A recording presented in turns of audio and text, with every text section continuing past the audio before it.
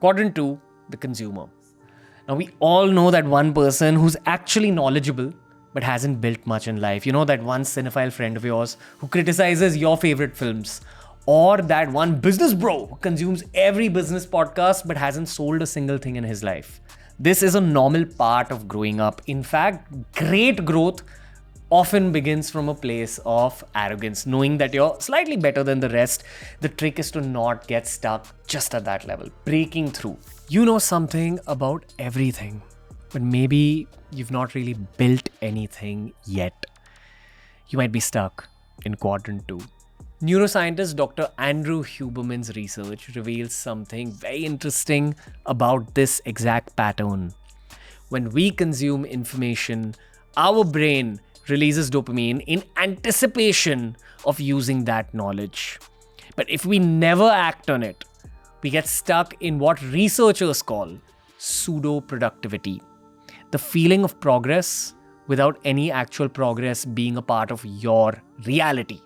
Our brain needs 3 chemicals working together to shift from consuming to creating. Dopamine for motivation, epinephrine for alertness, and acetylcholine to filter out distractions. Here's how you break out of quadrant 2. Firstly, apply the 90-20 rule during the peak window.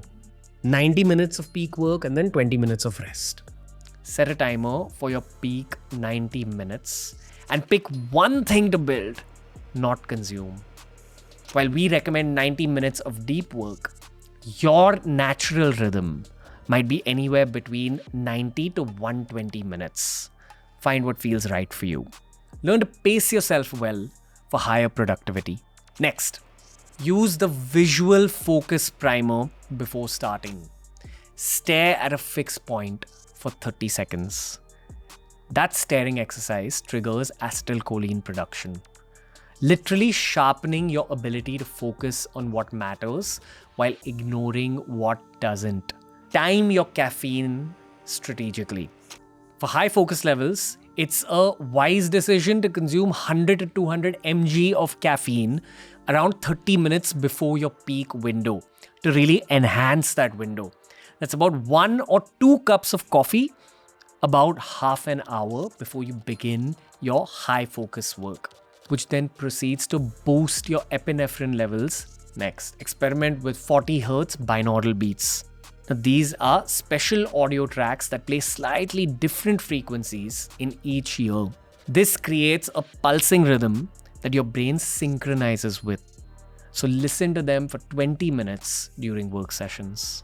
It basically helps you think more clearly and think quicker if you get into the practice.